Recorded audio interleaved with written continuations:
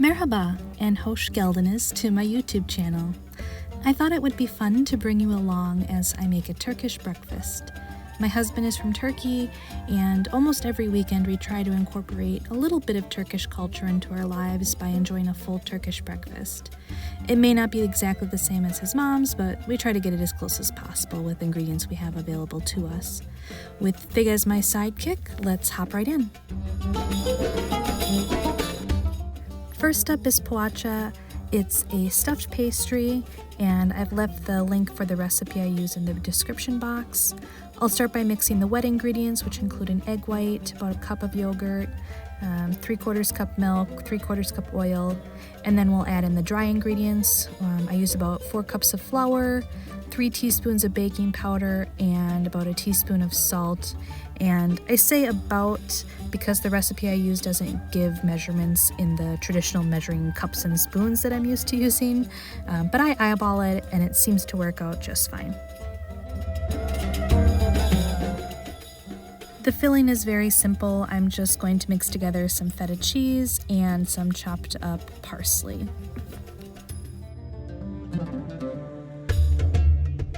With the dough, you just want to roll out small chunks into little circles and then put a spoonful of the filling inside. You're gonna pinch together the corners and then place the poğaça on a baking sheet with the seam side down.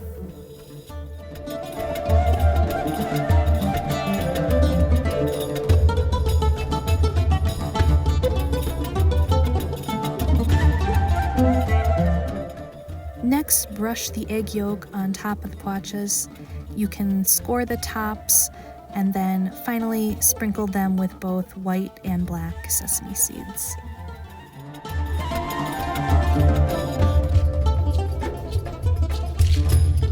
These go in the oven at 350 degrees for about 25 minutes or until golden brown.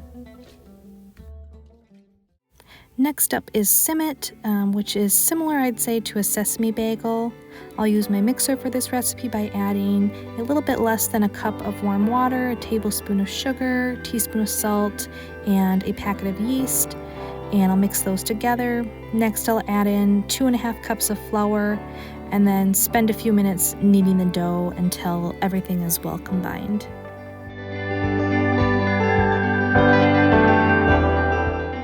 Next, divide the dough into 4 equal sections and roll them into cylindrical shapes, and then just let them rest covered for about 10 minutes.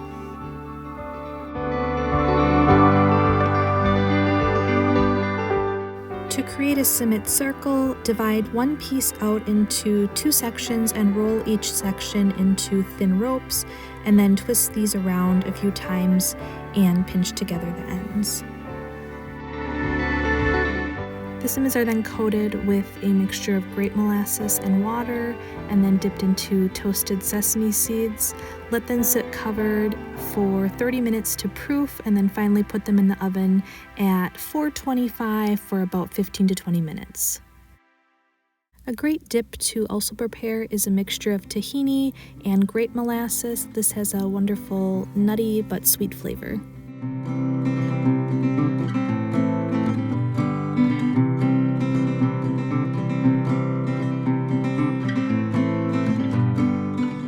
Turkish breakfasts also include fresh vegetables, usually cucumber, tomato, pepper.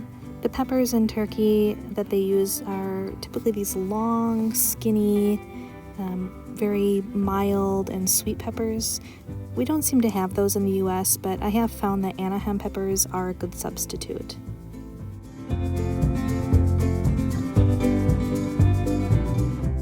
If you have a Middle Eastern or Mediterranean market in your area, I'd recommend getting some labneh. I'd describe it as a cream cheese meets sour cream mix, and also get some white cheese or beyaz peynir. It's very similar to feta, I would say, and you'll also want to make sure that you have plenty of olives on hand with your Turkish breakfast.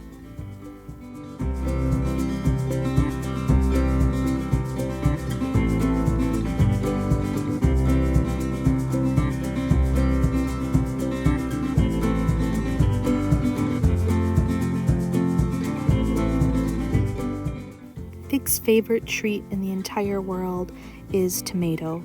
As soon as she hears me cutting up a tomato, she is right by my feet, waiting for a piece. Fries are also a popular side served with a Turkish breakfast. I just peeled up a few potatoes here and cut them into equal-sized wedges. I'll dry them off and then add them into some oil to fry. Here I am grating some tomatoes, just leaving the skins out. This is for the menemen, which is a Turkish omelet. I'm also going to cut up some pepper into little pieces. I'm using shishito peppers, but you can also use Anaheim or even jalapeno if you don't have anything else available. And I'm going to use about 5 eggs for this.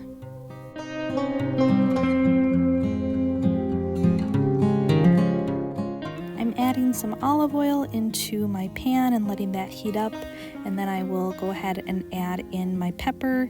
I'll cook the peppers until they're soft and then add in the tomatoes as well as salt and pepper, and just kind of let that cook on the stove until most of the juice is gone, I would say.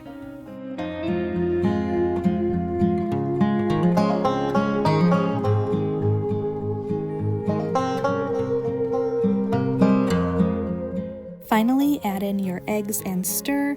The key with this is to not overcook it. You don't want it to be dry, you still want it to be moist.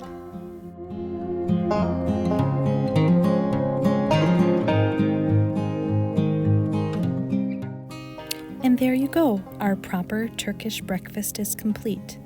Of course, I had to add in some honey, nuts, dried fruit, and jam. Pomegranate juice is also popular, but I substituted some fresh squeezed orange juice instead. And the best part of a Turkish breakfast, in my opinion, is that nothing takes center stage. There's such a variety of food, and you can add as little or as much as you like.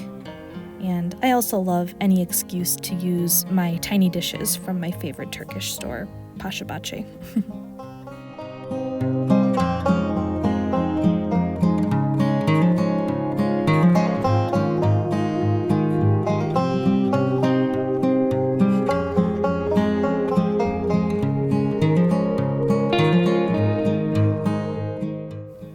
Thank you so much for coming along as I tried to replicate a Turkish breakfast at home. It may not be exact, but if you sit back with some tea and watch a little Yasak Elma, you may start to feel a little more Turkish. Thanks for watching.